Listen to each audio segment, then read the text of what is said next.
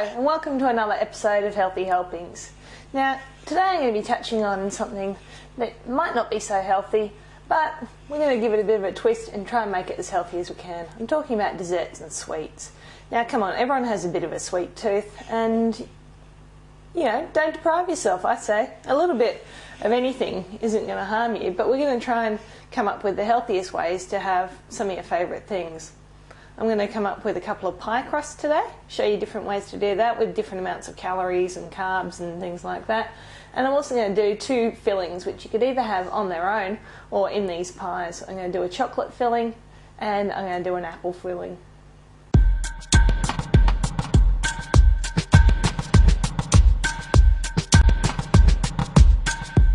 So we're going to start off right here with our first pie crust. What I'm going to do is I've got 3/4 of a cup of ground almonds. I'm just going to put them into my mixing bowl, along with 1/2 cup of white spelt flour. Now, if you're counting your carbs, you might want to use oat flour instead because it's got much more fibre in it. So I'm just going to put that in there and quickly sift that through. I'm just going to grab a pinch of salt.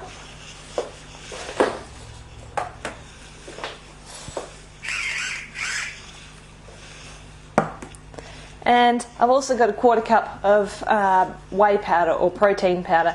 Make sure it's the protein whey powder, not the other stuff, otherwise you're going to be winding up with stacks more carbs than you're going to need in there. So I'm also going to just sift that through.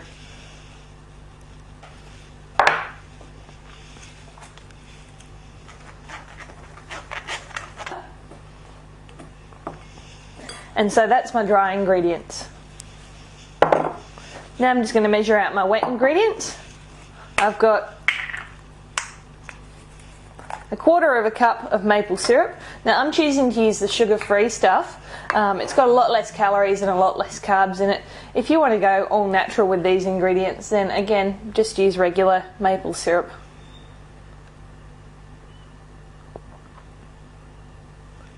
So we've got 1/4 cup of that.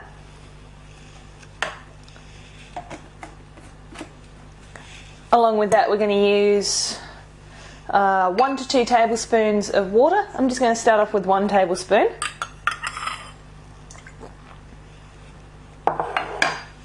And 1.5 tablespoons of grapeseed oil. Now we have to use a little bit of fat in this still, but the advantage of this pastry is even though there's fat in the almonds, you're not going to have anywhere near the amount of saturated fat that you would in a standard pie crust, say if you were using butter and flour. So I'm just measuring out 1 and 1/2 tablespoons of oil. I love these adjustable measuring spoons, they're fantastic. And then I'm going to get this bowl here, just make a bit of a hole in the centre of my dry ingredients and pour those in, and I'm going to use my rubber spatula here and just combine them together. As I said before, you might need to just add a tiny bit more water. It depends on how warm it is today, you know, how much moisture there is in the air, all sorts of things like that when you're doing any sort of baking. Oh look, I'm just going to get my hands in there and do it. They're clean.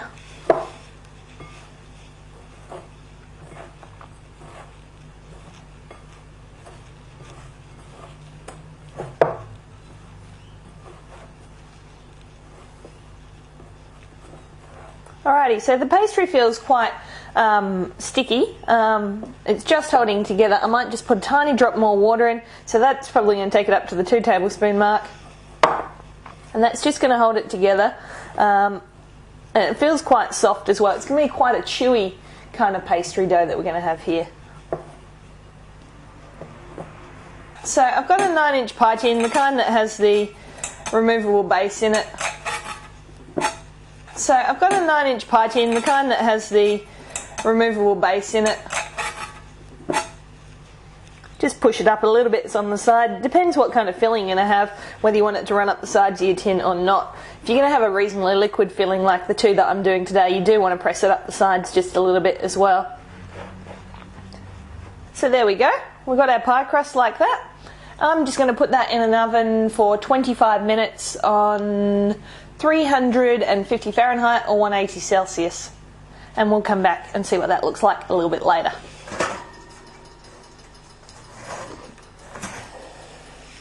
That looks perfectly golden brown, lovely. Now you can see that I put a few fork pricks in there as well just before I chuck that in the oven. We'll just put that over here to cool for a little bit.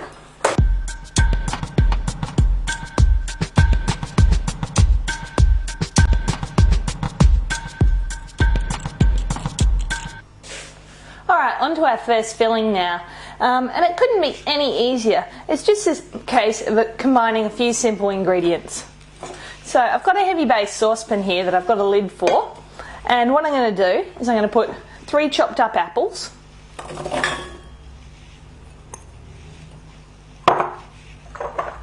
1 teaspoon of ground cinnamon.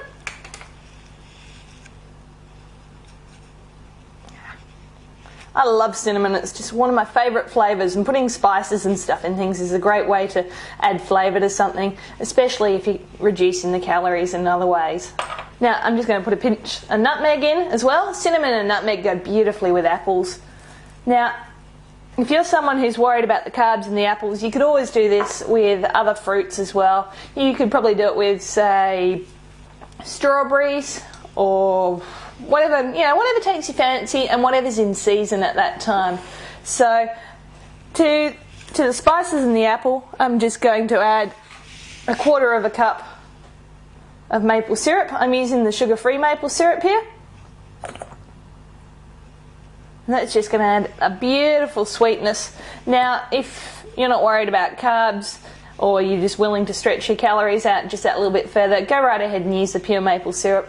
You're going to get, you know, a more authentic flavour, I guess, but it's just to do with balancing up how you feel on the day, and this is still going to taste fantastic. And I'm going to add 1 shot of brandy. That's about 30 mils in metric, or 1/8 cup. Okay, so that's all in there. I'm just going to pop that on the stove on a low simmer for about 20 minutes, and I'm just going to have that covered. So it's been about 20 minutes now, and I've just taken the lid off, and I'm just going to let some of that liquid evaporate before I use the mixture. Alright, so I've turned out the pie crust onto a plate, and what we're going to do now is get that apple puree mixture and just place that in here. Now you could put it in with all its chunks like that, but I'm going to puree half of it in the blender and then leave half of it as chunks.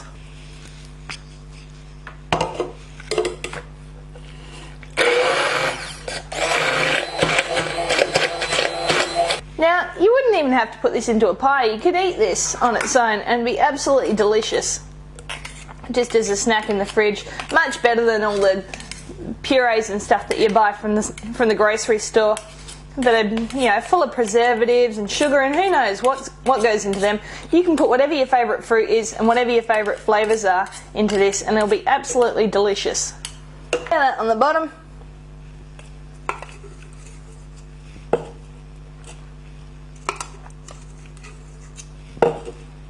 Oh, I'm just thinking some slivered almonds would be absolutely delicious mixed in with that, if you wanted to do something like that. You could really go to town. You can put whatever fruit in the puree, and you could put more fruit on top if you wanted to as well. It'd be really good. Okay, so I've spread that out on the bottom, and I'm just going to add the remaining chunks on top.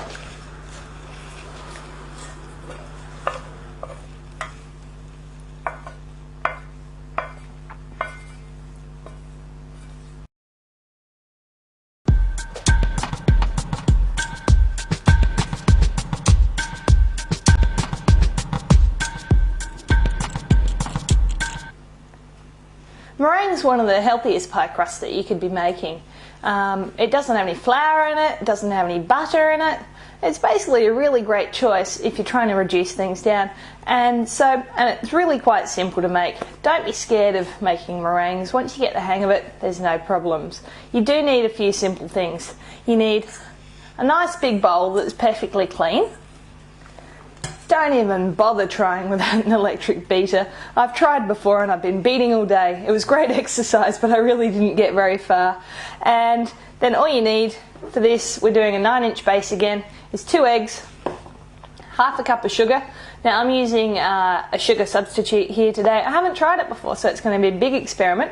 I'm not huge on sugar substitutes, but I'm thinking this might work out alright.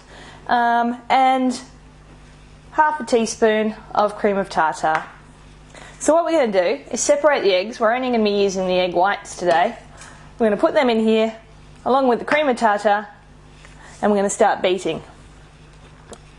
I've got my 2 egg whites in there.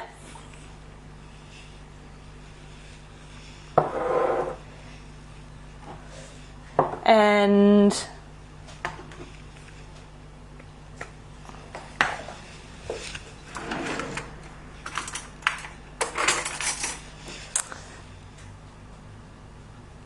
half a teaspoon of cream of tartar.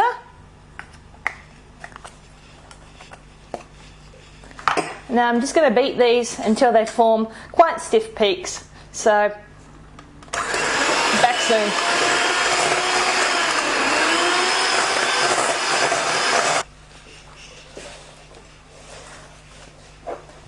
So I've added in my half a cup of sugar, and I've just started putting that into my cake tin. Now I've probably got a little bit more than I need here, but you can probably stretch that out to a larger cake tin than what I'm using. I've probably got about a 9-inch tin here. You can see that they're nice, soft, fluffy meringues. It's gone nice and glossy. And we're just going to put that into a 180 degrees Celsius or 300 degree Fahrenheit oven for 50 minutes. After the 50 minutes, you just want to open up your oven door and leave it to sit for another hour, just for it to cool. Don't forget to turn your oven off when you're doing that. I've got it out the oven now, and thankfully it worked. I just caught it just as it was getting quite dark. You really need to make sure that your oven's got a really good temperature going. Okay, so we've got a meringue crust, and you could put anything you want in here. You could even use the apple filling I showed you before, or do the same thing like the apple filling, maybe use raspberries or blueberries or strawberries, whatever's in season where you are. Okay, so we've got our chocolate mousse. I've just had this sit in the fridge a little bit, so it's just thickened up, and I'm going to put some of this in there. It probably won't take the whole lot, but we'll see how it goes.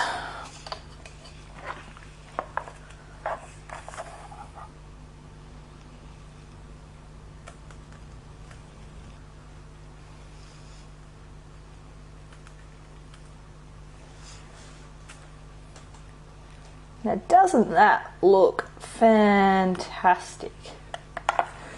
And I've got enough here to show you my other little trick that I wanted to show you, which was that you can serve them up in shot glasses. Now, I do this during the week, and it's fantastic. I can get back from the gym and get some protein into me and some sugar and all the things that my body needs straight after a workout, and it's all measured out in a nice little measure.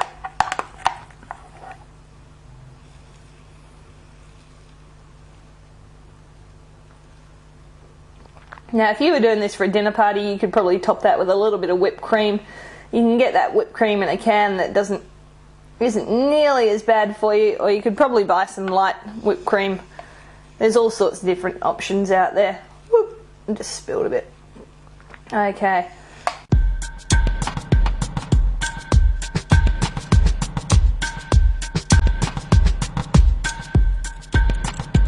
Okay, so into my blender, I've measured out 1/4 cup of maple syrup. I've used the sugar-free maple syrup. You could use regular maple syrup, or even 1/4 cup of honey, depending on how you're counting your carbs and how much calories you're worried about. I've also put in 3/4 tablespoon of drinking chocolate. Now, that's got a fair amount of carbs in it, so if you're doing low carb, you want to skip out on that. Instead, you want to be using a little bit extra of the low carb chocolate.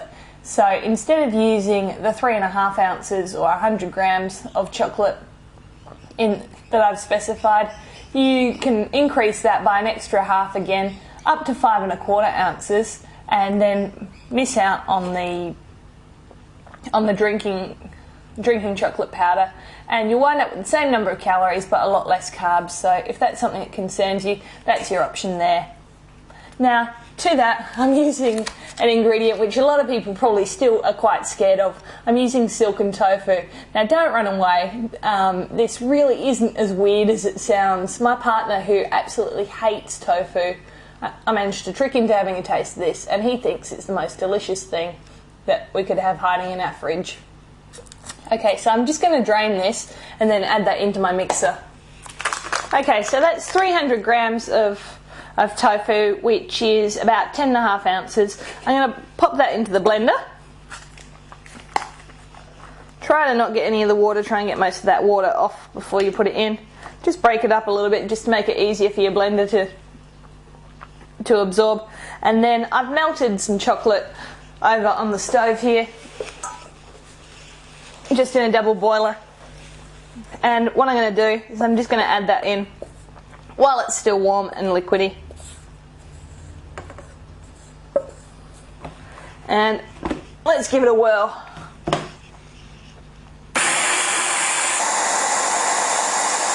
With my plastic spatula and just scrape down the sides. Just to make sure I've incorporated all the tofu. We don't want people finding out there's tofu in there, so it's a good idea just to scrape the sides down to make sure there aren't any chunks.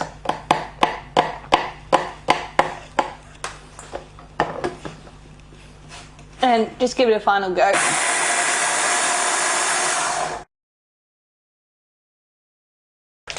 Okay, so that's pretty much it. I've just put some mint on the top, and I'm just going to garnish it off with, a handful of chopped peanuts. Now, you can always just use some fruit. You know, strawberries would be absolutely beautiful, but, you know, that doesn't look too bad either.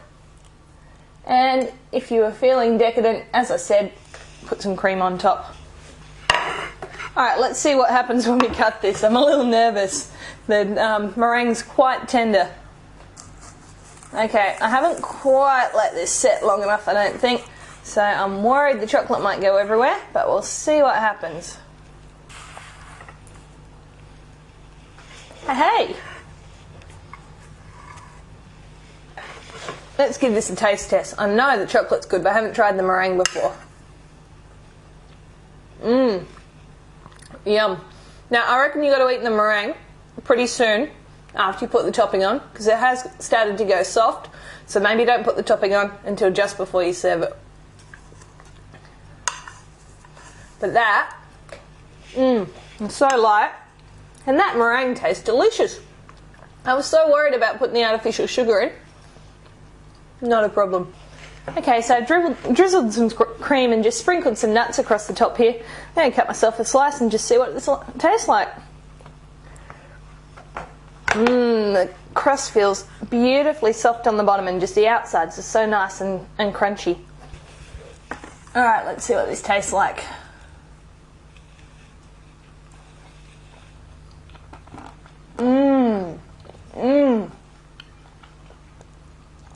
That's so good. You can taste the maple in both the pastry and in the apples. The pastries are only just a little bit sweet. If you like your pastry sweeter, maybe add a little bit more maple syrup. But you could almost use it as a savoury pastry. Oh, and the cinnamon and the nutmeg, delicious.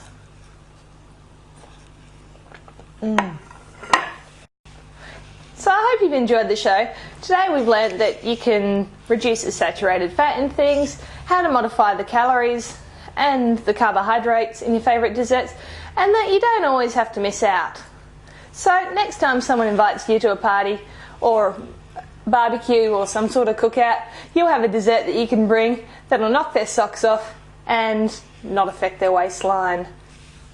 Hope you've enjoyed the show, and remember to check out the website healthyhelpingstv.com for all the info, and gnmhealth.com, who are our parent sponsors, and I have all sorts of great, fantastic podcasts and vodcasts you might want to check out. That's it for this week. Thank you very much for tuning in. I'll see you next time. My name's Michelle.